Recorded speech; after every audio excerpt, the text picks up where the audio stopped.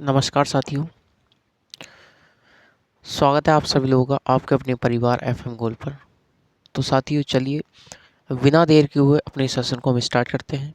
Last session में हम लोग लॉग का चैप्टर समाप्त किए हैं और आज हम लोग रूसो का चैप्टर स्टार्ट करेंगे। रूसो का चैप्टर हम लोग स्टार्ट करेंगे साथी। और रूसो के बाद हम लोग बेंथम स्टार्ट करेंगे।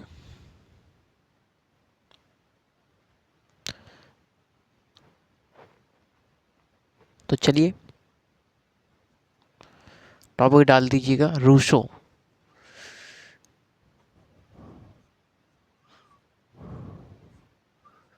सत्रह सौ बारह से 1778 तक, यानी कि इनका जो जीवन काल रहा 1712 से 1778 तक रहा। ठीक है भाई, तो थोड़ा इनके विषय में आप लोग सुनिएगा। रूसो को क्या कहा जाता है? रूसो को लौकिक संप्रभुता,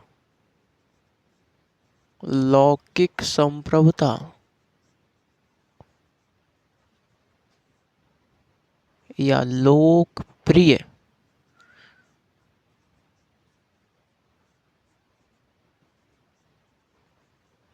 संप्रभुता का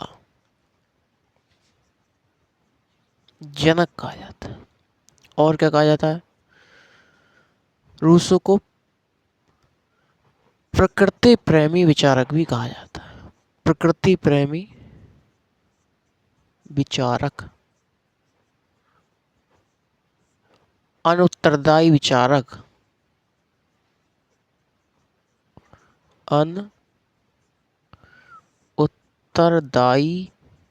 विचारक भी इन्हें कहा जाता है। इन्हें प्रत्यक्ष लोकतंत्र का जनक कहा जाता है। इन्हें प्रत्यक्ष लोकतंत्र का जनक कहा जाता है। आदर्शवाद का प्रेरणा स्रोत,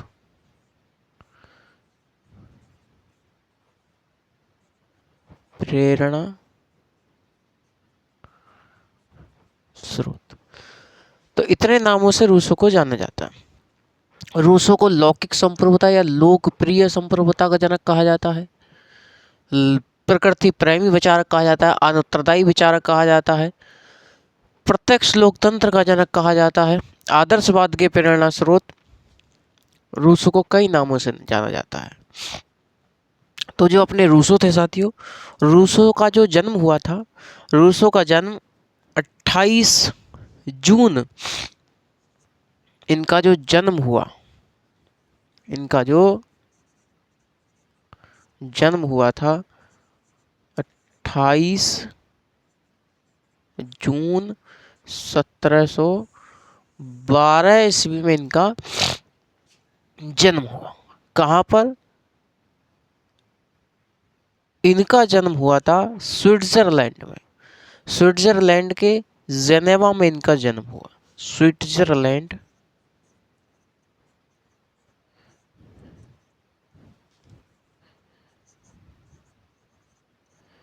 के जेनेवा में, स्विट्जरलैंड के जेनेवा में इनका जन्म हुआ था। तो जो रूसो थे, रूसो का जन्म कब हुआ? तो 28 जून 1712 ईस्वी में स्विट्जरलैंड के जेनेवा नामक स्थान पर इनका जन्म हुआ था। ये जो रूसो थे साथी, रूसो के जन्म के कुछ समय बाद ही इसकी जो माता जी थी, माता का क्या हो गया? देहांत हो गया था। देहांत हो गया था। इसका जो लालन पालन करा, पालन पोषण किया, इसके पिता ने किया। इसके पिता ने किया। इसका जो पिता था, एक साथियों घड़ी साज था। घड़ी साज मतलब घड़ी वगैरह को जो संवारता है, जो सही करता है, उसे घड़ी साज बोलते हैं। तो जो रूसो के पिता था, एक घड़ी साज था। तो घड़ी साज के घर पर ही रूसो का जन्म हुआ। ये जो इसके पिता था, इसके पिता को कुछ आदत इसमें गलत थी। गलत कैसे? ये आदमी थोड़ा सा बिगड़ैल टाइप का था। बिगड़ैल टाइप का मतलब है चरित्रहीन व्यक्ति था। तो ये जो इसे ऑर्केस्ट्रा देखने का बड़ा शौक था, है ना, नचकैया जिसे बोल रहे हैं, तो इसे ऑर्केस्ट्रा वगैरह देखने का बड़ा शौक था। डांस वगैरह देखने का बड़ा शौक था इस व्यक्ति को। गंदी गंदी पुस्तकें देखता था, अवांछनीय पुस्तकें देखता था। रूसो कभी स्कूल नहीं गया साथियों, रूसो कभी स्कूल नहीं गया, लेकिन अपनी प्रतिभा के दम पर वह पढ़ना लिखना सीख लिया। और जब पढ़ना लिखना सीख लिया तो उसके पिता को क्या हो गई, आसानी हो गई। तो उसने रूसो से ही गंदी गंदी पुस्तकें, अवांछनीय पुस्तकें, मलिन पुस्तकें पढ़वाना शुरू कर दिया। और जैसी पुस्तकें वो अपने पिता को पढ़ता था, पढ़ के देता था, वैसा ही उसका दिमाग हो गया रूसो का। तो रूसो का कैसा हो गया दिमाग, ऐसा ही हो गया।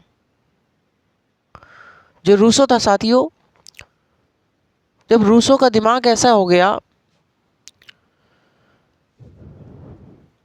मन मस्तिष्क उसका बुरा हो गया,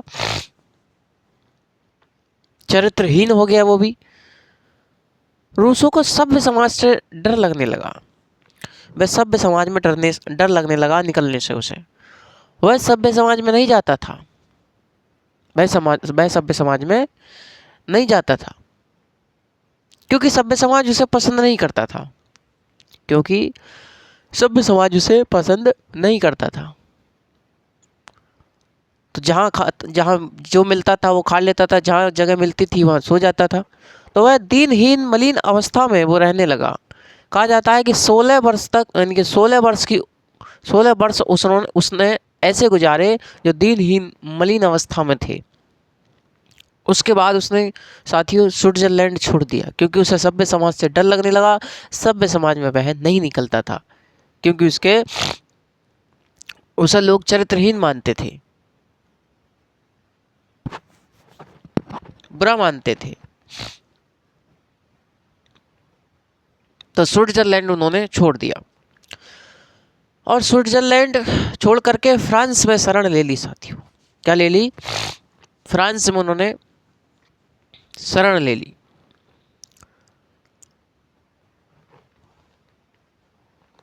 फ्रांस में शरण ली, और फ्रांस की बाद में इन्होंने नागरिकता भी ग्रहण कर ली। फ्रांस में ही साथियों एक संस्था थी जिसे कहा जाता है ललित कला अकादमी। ललित कला अकादमी। तो जब ये फ्रांस में गए तो एक संस्था थी ललित कला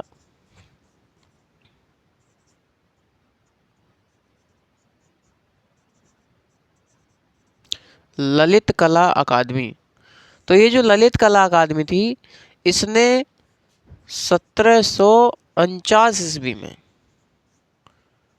एक निबंध प्रतियोगिता आयोजित करवाई। निबंध प्रतियोगिता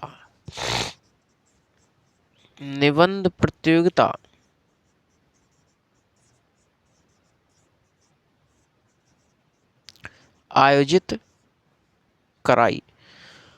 इस निबंध प्रतियोगिता आयोजित कराई, और इस निबंध प्रतियोगिता का विषय था, इसका विषय क्या था, इसका जो विषय था, इस निबंध प्रतियोगिता का विषय था कला और विज्ञान ने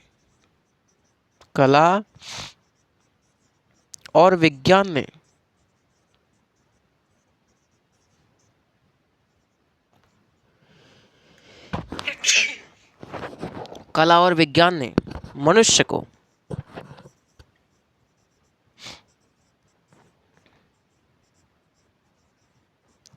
अच्छा बनाया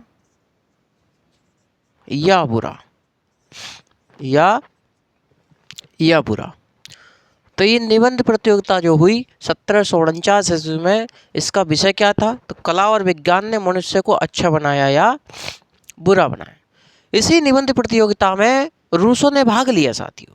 इसमें क्या हुआ, रूसों ने भाग लिया। अगर इसे आप इंग्लिश में लिखना चाहें तो लिख सकते हैं, discourses on the discourses discourses discourses on the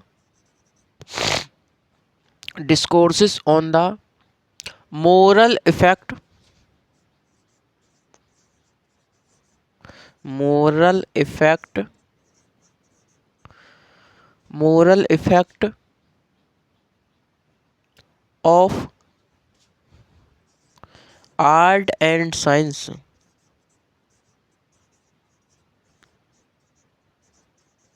art and science।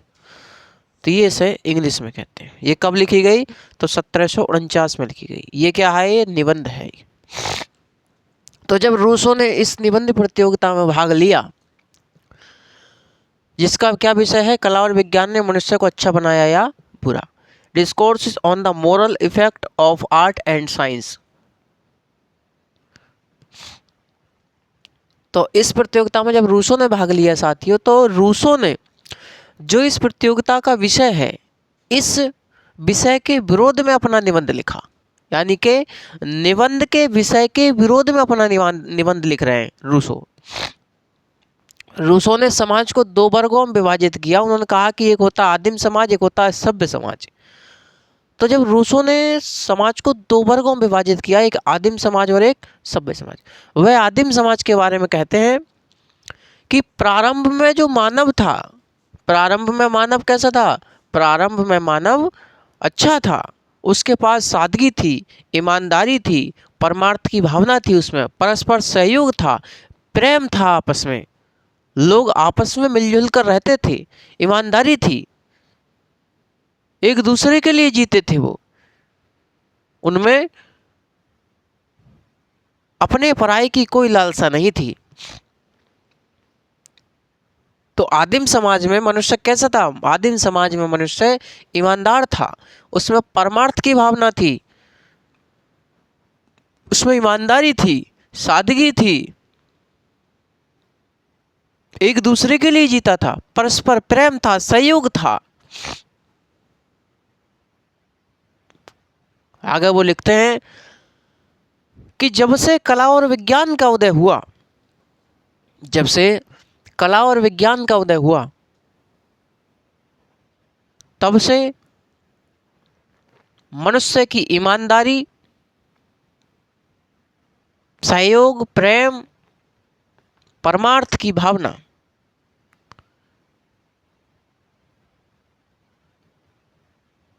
मनुष्य के अंदर से निकल गई। परमार्थ की भावना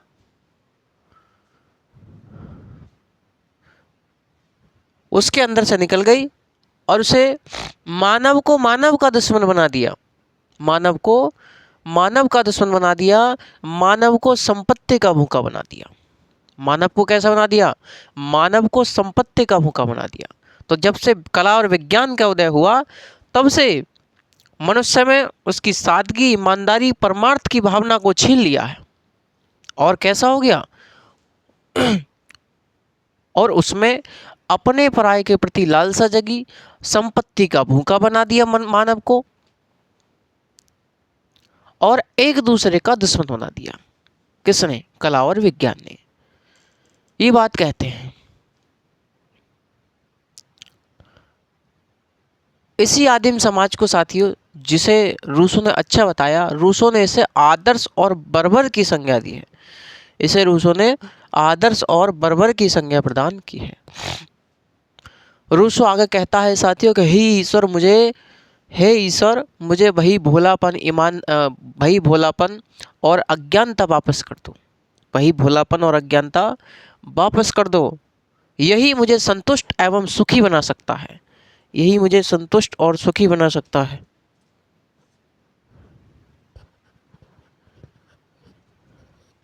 तो यही मुझे संतुष्ट और सुखी बना सकता है।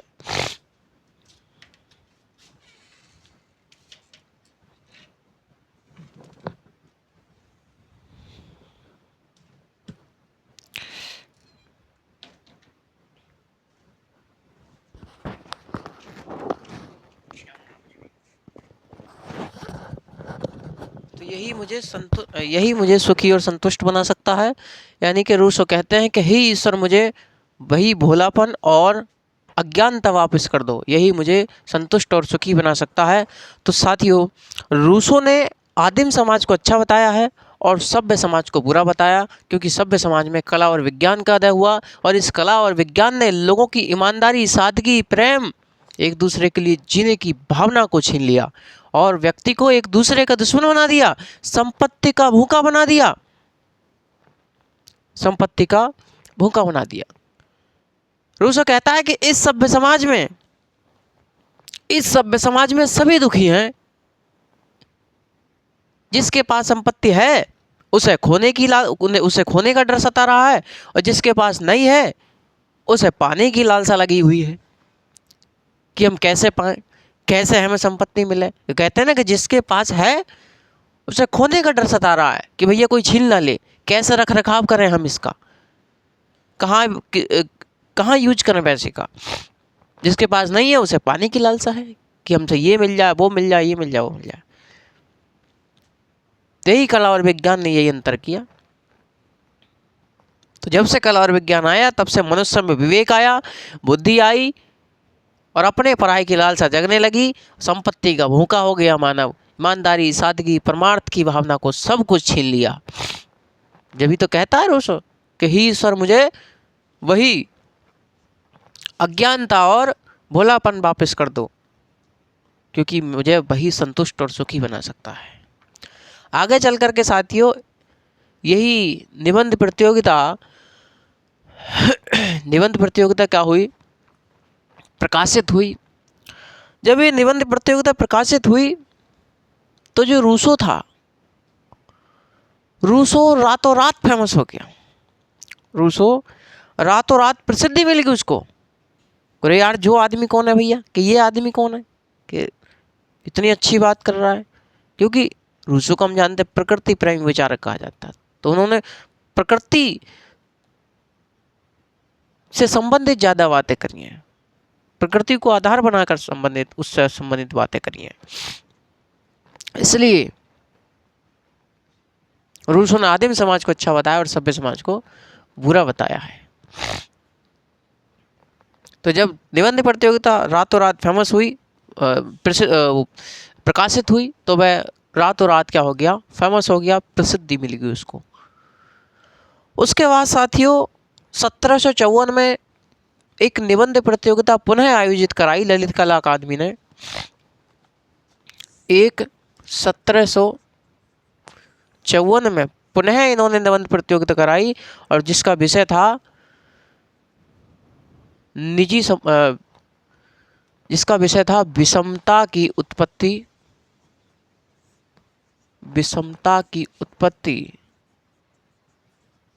निजी संपत्ति।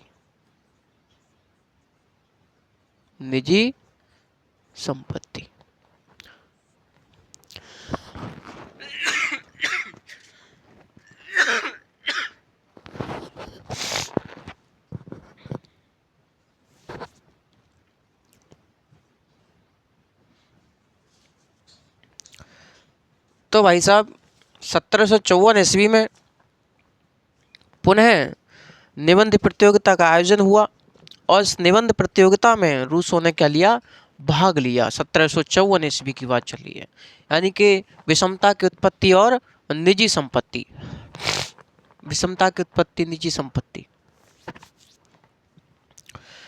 रूसो कहता है कि विषमता की उत्पत्ति का मूल कारण क्या है। जो विषमता है उसकी उत्पत्ति का मूल कारण क्या है, वो है निजी संपत्ति। यानी कि साथियों, जो अमीर और गरीब के बीच की जो खाई बनी हुई है, जो विषमता है, उसका मूल कारण क्या है, उसका मूल कारण है निजी संपत्ति। और रूसो कहता है निजी संपत्ति के बारे में कि एक व्यक्ति जो प्रथम व्यक्ति है, उसने एक जमीन के टुकड़े को घेर कर कहा कि यह हमारा है। प्रथम व्यक्ति, एक व्यक्ति जिसने एक जमीन के टुकड़े को घेर कर कहा कि यह हमारा है, और समाज के अन्य मूर्खों ने उसको शहर से स्वीकार कर लिया, उसको शहर से स्वीकार कर लिया कि हाँ ये तुम्हारा ही है। और यही से निजी संपत्ति की उत्पत्ति हुई, और यही व्यक्ति क्या बना, आगे चलकर राज्य का संस्थापक बना। रूसो निजी संपत्ति के बारे में कहते हैं कि जब से निजी संपत्ति का उदय हुआ तब से विषमता उत्पन्न हुई। वो कहते हैं कि प्रथम व्यक्ति जिसने एक जमीन के टुकड़े को घेरा, प्रथम व्यक्ति जिसने एक जमीन के टुकड़े को घेरा और कहा कि यह हमारा है,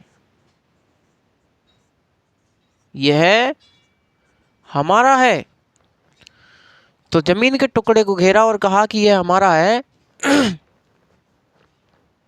और समाज के अन्य मूर्खों ने उसको सहज स्वीकार कर लिया कि हाँ भैया ये तुम्हारा ही है। तो यहीं से निजी संपत्ति की शुरुआत हुई।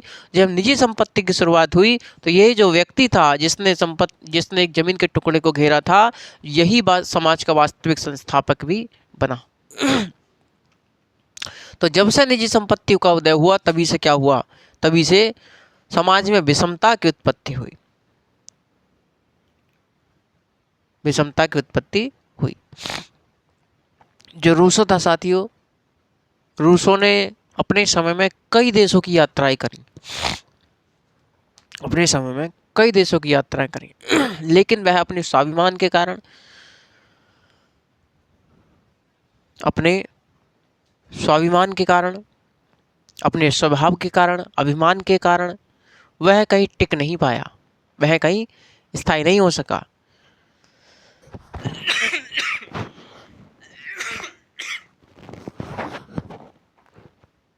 अंत समय में वो पुनः फ्रांस लौट करके आया और 2 जुलाई 1978 में उसकी मृत्यु हुई।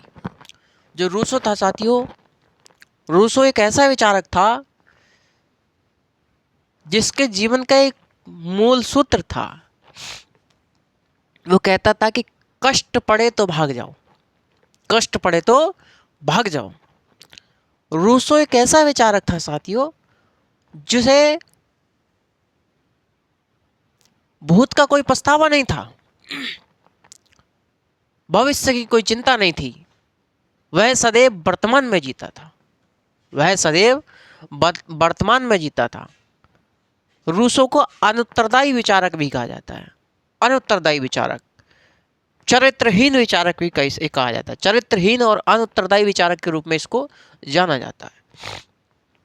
इसको प्रकृति प्रेमी विचारक भी कहा जाता है क्योंकि इसने आदिम समाज को क्या बताया, अच्छा बताया। रूसो के विचारों में आदर्शवाद और यथार्थवाद दोनों का हमको मिश्रण दिखाई देता है। रूसो का एक प्रसिद्ध कथन है, रूसो कहता है कि मेरे विचार उत्तम एवं अधम में डोलते रहते हैं, उत्तम एवं अधम में डोलते रहते हैं। ये रूसो का ऊपर बात है। तो भैया रूसो के बारे में हमने आपको बताया। क्वेश्चन कहाँ से पूछेगा, निबंध प्रतियोगिता से क्वेश्चन पूछेगा। कला और विज्ञान ने मनुष्य को अच्छा बनाया बुरा, discourses on the moral effect of art and science 1749। एक पूछेगा विषमता की उत्पत्ति एवं निजी संपत्ति, विषमता की उत्पत्ति एवं निजी संपत्ति, इसे बोलते हैं discourses on the origin of inequality, discourses on the discourses on the origin of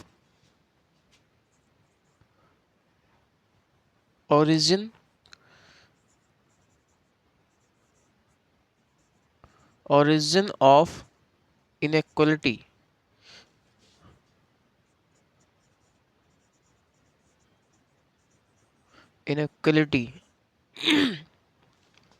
discourses on the origin of inequality यानी कि विषमता। तो ये 1754, और दोनों ही क्या, दोनों ही निबंध हैं भाई साहब, दोनों ही निबंध हैं। ये दोनों निबंध पूछे जाते हैं, कई बार पूछे गए हैं। तो याद रखिएगा मेरे साथी, एक 1749 और एक 1754। इसका विषय था कला और विज्ञान ने मनुष्य को अच्छा बताया बुरा। इसका विषय था विषमता की उत्पत्ति निजी संपत्ति। तो निजी संपत्ति जब से निजी संपत्ति का उदय हुआ तभी से विषमता समाज में उत्पन्न हुई। ठीक है भाई। तो इसको साथियों हम लोग क्या कर लेते हैं, लिख लेते हैं, लिख लेते हैं। ठीक है भैया, चलिए चलिए साथियों, रूसो का जीवन परिचय के बारे में लिखें। हल्का हल्का शॉर्ट शॉर्ट जितना हो सकता है आप लोग लिख लीजिएगा।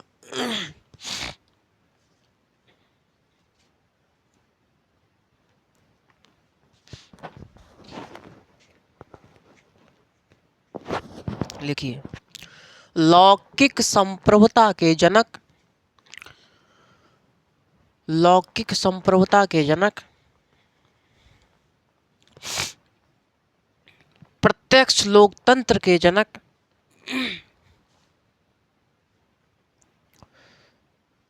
प्रत्यक्ष लोकतंत्र के जनक, आदर्शवाद के प्रेरणा स्रोत,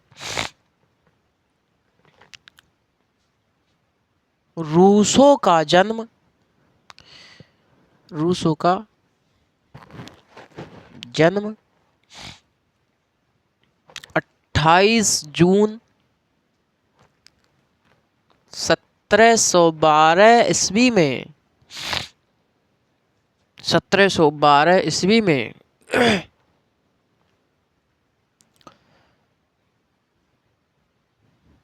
1712 ईस्वी में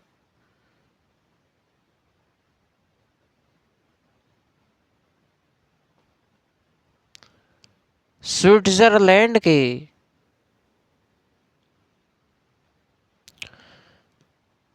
जेनेवा में हुआ था, जेनेवा में हुआ था। जन्म के कुछ समय पश्चात ही, जन्म के कुछ समय पश्चात ही इनकी माता का देहांत हो गया, देहांत हो गया। अतः इनका पालन पोषण, अतः रूसो का पालन पोषण उसके पिता ने किया, उसके पिता ने किया। अतः रूसो का पालन पोषण उसके पिता ने किया। रूसो का पिता एक घड़ीसाज था, घड़ीसाज था।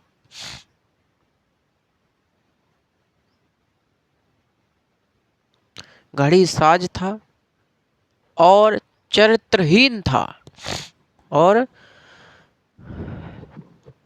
चरित्रहीन था। देखिए, रूसो कभी स्कूल नहीं गया,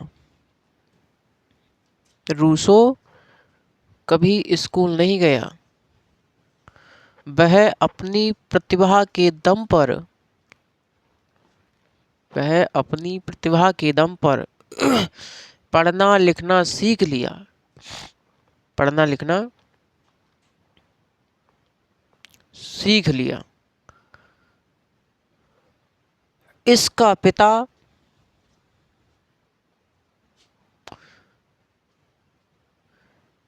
रूसो से रोमांचकारी एवं अवांछनीय, रोमांचकारी एवं अवांछनीय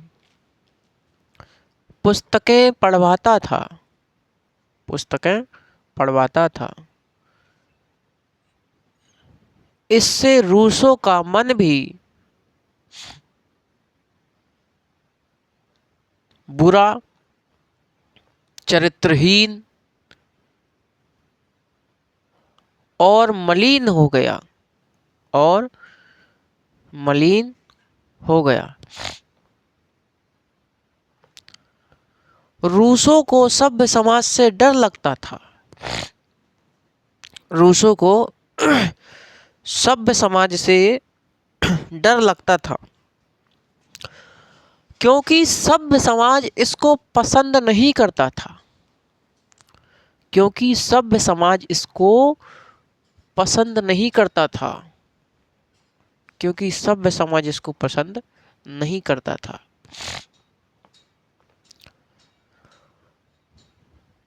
रूसो दीनहीन मलिन अवस्था में रहने लगा। रूसो दीनहीन मलिन अवस्था में रहने लगा, में रहने लगा। एक ऐसा समय आया जब रूसों ने स्विट्जरलैंड छोड़ दिया और फ्रांस की नागरिकता ग्रहण की, और फ्रांस की नागरिकता ग्रहण कर ली, और फ्रांस की नागरिकता ग्रहण कर ली। ठीक है। फ्रांस में 1749 ईस्वी में ललित कला अकादमी द्वारा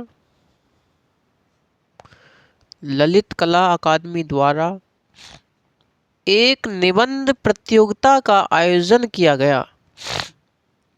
एक निबंध प्रतियोगिता का आयोजन किया गया जिसका विषय था कि इन्वर्टेड कोमा बंद, जिसका विषय था कि कला और विज्ञान ने मनुष्य को अच्छा बनाया या बुरा। मनुष्य को अच्छा बनाया या बुरा, या बुरा। मनुष्य को अच्छा बनाया या बुरा। आगे लिखे, रूसो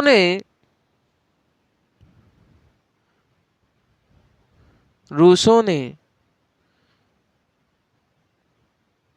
इस निबंध प्रतियोगिता के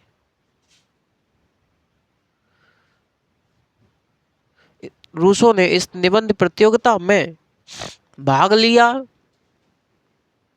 और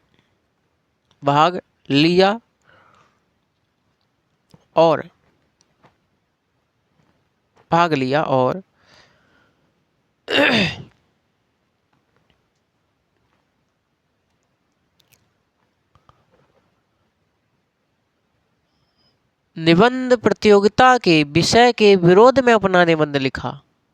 निबंध प्रतियोगिता के विषय के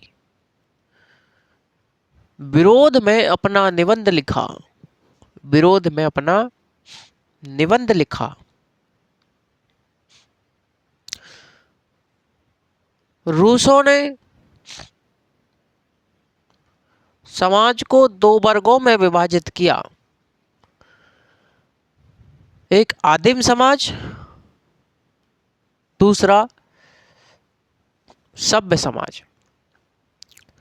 और आदिम समाज की तुलना सभ्य समाज से की है, और आदिम समाज की तुलना सभ्य समाज से की है।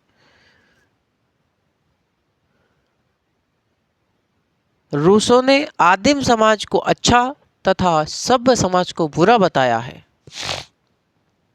सभ्य समाज को बुरा बताया है। आगे लिखें, रूसो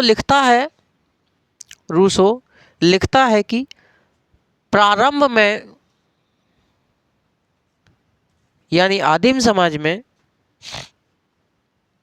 प्रारंभ में मानव या आदिम समाज में मानव अच्छा था। मानव अच्छा था। उसके अंदर परस्पर सहयोग, प्रेम, सद्भावना, सादगी, ईमानदारी तथा परमार्थ की भावना थी।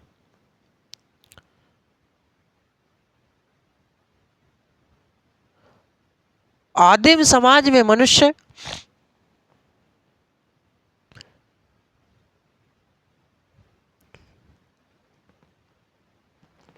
एक दूसरे के लिए जीता था। यह अपने पराये की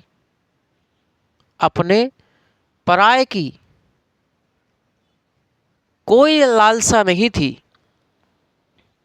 अपने पराये की कोई लालसा नहीं थी, एक दूसरे के लिए जीता था।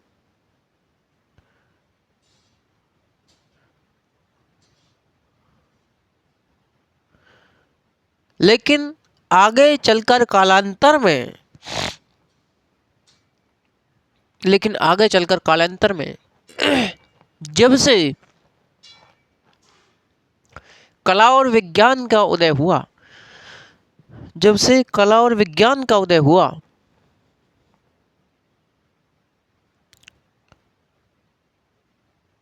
तभी से मनुष्य में विवेक और बुद्धि आई। तभी से मनुष्य में विवेक और बुद्धि आई।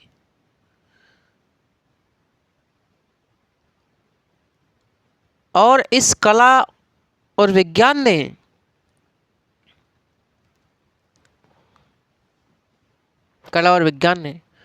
मनुष्य में ईमानदारी,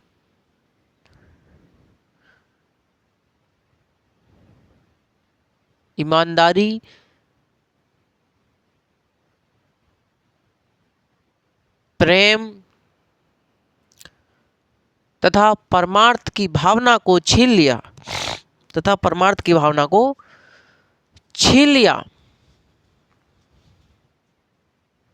मानव को मानव का दुश्मन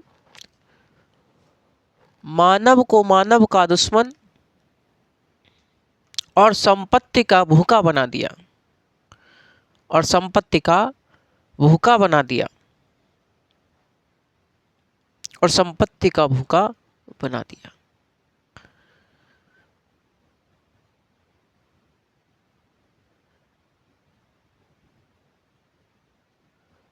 रूसो कहता है कि सभ्य समाज में सब दुखी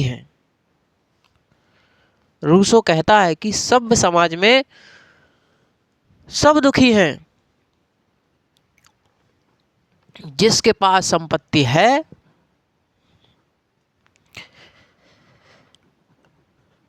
उसे खोने का डर सता रहा है।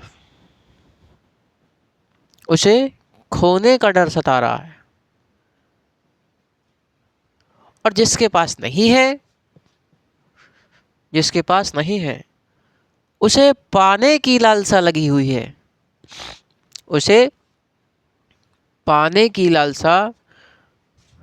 हुई है। रूसो ने इसी निबंध में लिखा कि इन्वर्टेड कॉमा बंद कि हे ईश्वर, मुझे वही भोलापन और अज्ञानता वापस कर दो।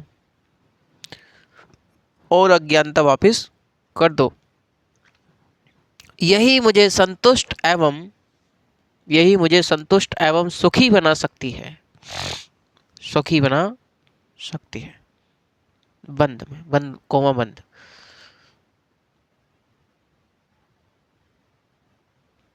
रूसो ने इस निबंध प्रतियोगिता में सभ्य समाज को बुरा तथा आदिम समाज को अच्छा बताया है और आदिम समाज को आदर्श और एवं बर्बर की संज्ञा प्रदान की है। आदर्श और बर्बर की संज्ञा प्रदान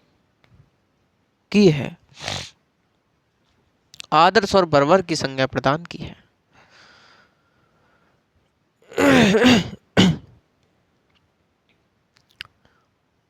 रूसो ने इस निबंध प्रतियोगिता में प्रथम स्थान प्राप्त किया।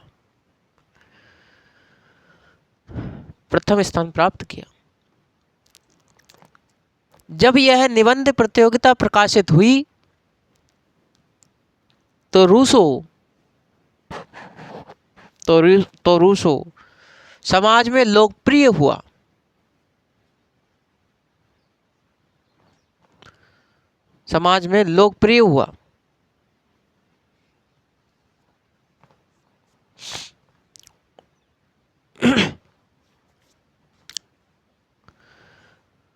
1754 ईस्वी में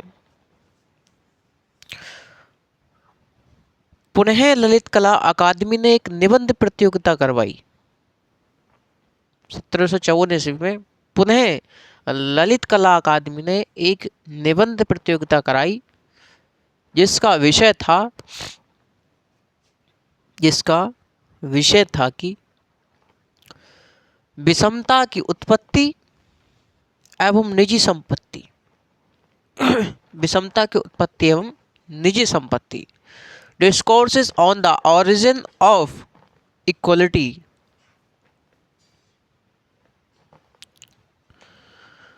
रूसो ने इस निबंध प्रतियोगिता में भी भाग लिया और कहा, इस निबंध प्रतियोगिता में भी भाग लिया और कहा कि विषमता का मूलतः कारण निजी संपत्ति है जो कि नितांत असंभाविक अनुचित है, उसका कोई उचित नहीं, नितांत अस्वाभाविक और अनुचित है। रूसो ने लिखा कि प्रथम व्यक्ति जिसने एक जमीन के टुकड़े को यानी कि एक भूमि के टुकड़े को घेर कर कहा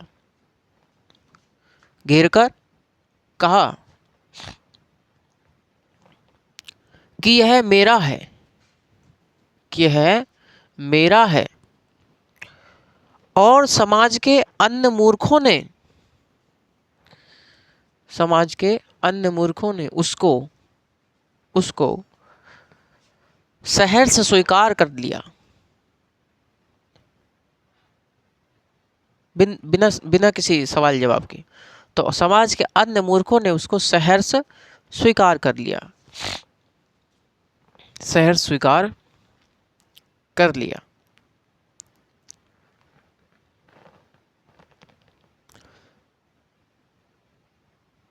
यही से निजी संपत्ति की उत्पत्ति हुई और यही व्यक्ति राज्य का वास्तविक संस्थापक बना। भी बना।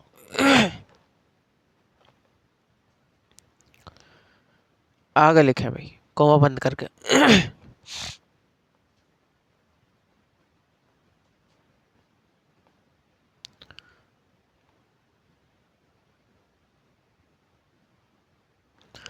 रूसो एक ऐसा विचारक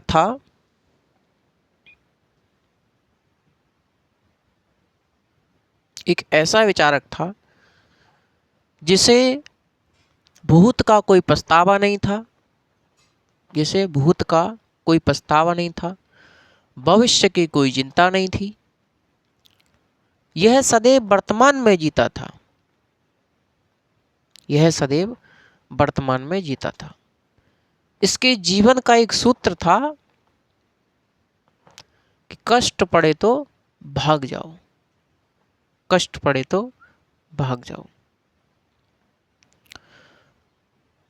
रूसो के विचारों में आदर्शवाद एवं यथार्थवाद दोनों का मिश्रण दिखाई देता है।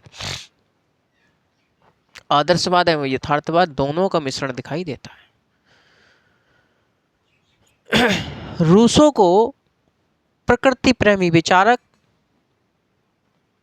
चरित्रहीन विचारक और अनुत्तरदायी विचारक कहा जाता है।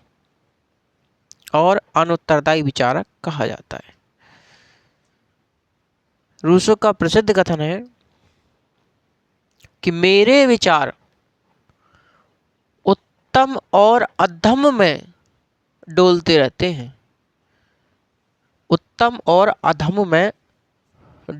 रहते हैं। तो ये भाई इनका जीवन परिचय। रूसो की प्रमुख पुस्तकें हैं, ये आप लोग लिख लीजिएगा। रूसो की प्रमुख पुस्तकें आप लिखें। भाई 2 पुस्तकें तो ये हो गई, यानी कि एक तो पुस्तक हो गई discourses on the origin of equality inequality, एक होते discourses on the moral effect of art and science, art and science. तो एक ये हो गई आपकी, एक ये हो गई आपकी, और एक है सोशल कॉन्ट्रैक्ट। सोशल 3 नंबर पे है social contract, social contract, the social contract, ठीक है। एक पुस्तक है इनकी introduction to the political economy, an introduction to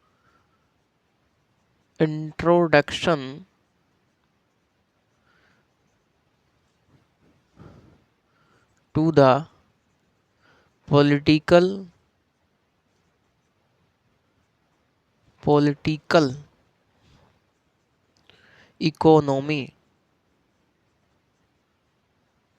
political economy, तो introduction to the political economy ये इनकी प्रसिद्ध पुस्तक है। सोशल कॉन्ट्रैक्ट इनकी पुस्तक है। एक इनकी पुस्तक इमाइल भी बोलते हैं इसे, इमाइल पुस्तक है। इमाइल जो लिखी गई 1762 ईस्वी में लिखी गई। सोशल कॉन्ट्रैक्ट भी 1762 ईस्वी में लिखी गई। And introduction to the political economy 1758 ईस्वी में लिखी गई। और discourses on the origin of inequality 1754 में लिखी गई। ये दोनों क्या हैं, निबंध हैं। तो सोशल कॉन्ट्रैक्ट और इमाइल दोनों 1762 में लिखी गई हैं। इनइक्वलिटी 1754 में और आर्ट एंड साइंस 1749 में। ठीक है भैया, तो ये आपकी पुस्तकें हैं। Social contract, introduction to the political economy, Emile, यानी कि सोशल कॉन्ट्रैक्ट और इमाइल ज़्यादातर पूछता है और इन दोनों को पूछता है। कोई पूछ लेगा आपसे कि निम्नलिखित में से रूसो की कौन सी पुस्तक नहीं है। इस बार पूछा था कि निम्नलिखित में से लॉक की कौन सी पुस्तक नहीं है। समझ रहे हैं आप, एलटी ग्रेड में पूछा था। तो क्वेश्चन बहुत साथियों इजी भी आते हैं, थोड़ा लेंदी भी आते हैं, चिंता नहीं कीजिएगा आप लोग। कल हम लोग बात करेंगे रूसो के जो राजनीतिक विचार हैं उस पर हम लोग बात करेंगे। रूसो का मानव स्वभाव पर विचार देखेंगे। हम आपको बताएंगे कि रूसो के हॉब्स और लॉक ने जो मानव स्वभाव संबंधी विचार दिए उनसे अलग है, क्योंकि हॉब्स ने मानव स्वभाव को बुरा बताया, लॉक ने मानव स्वभाव को अच्छा बताया, और सब इन दोनों ने अपनी अपनी परिस्थिति को देखते हुए बताया। लेकिन साथियों रूसो के मानव स्वभाव संबंधी विचार इनसे अलग है, क्योंकि रूसो ने साथियों मानव को, एक जो आदिम समाज था, आदिम समाज के मानव को अच्छा बताया तथा सभ्य समाज के मानव को बुरा बताया। क्योंकि जब से सभ्य समाज का उदय हुआ तब से लोगों में ईमानदारी, सद्भावना, क्षमा और प्रेम, परमार्थ की भावना उसने छीन ली कला और विज्ञान ने, जब से उसकी बुद्धि और विवेक अस्तित्व में आया और मनुष्य को मनुष्य का दुश्मन, संपत्ति का भूखा बना दिया। तो आज के लिए बस इतना ही। नेक्स्ट सेशन में हम लोग बात करेंगे उनके विचारों पर, क्या क्या विचार दिए, चाहे वो मानव स्वभाव संबंधी विचार हो, प्राकृतिक अवस्था पर विचार हो, सामान्य इच्छा या सामाजिक समझौते पर विचार हो, राज्य एवं व्यक्ति के बीच संबंध पर विचार हो। इन सब विचारों पर हम लोग बात करेंगे। तो जब तक आप सभी लोग साथी हमारे जुड़े रहें, बने रहें, तो सही से तैयारी करते रहें। जब तक के लिए आप सभी लोगों का धन्यवाद, बहुत बहुत धन्यवाद।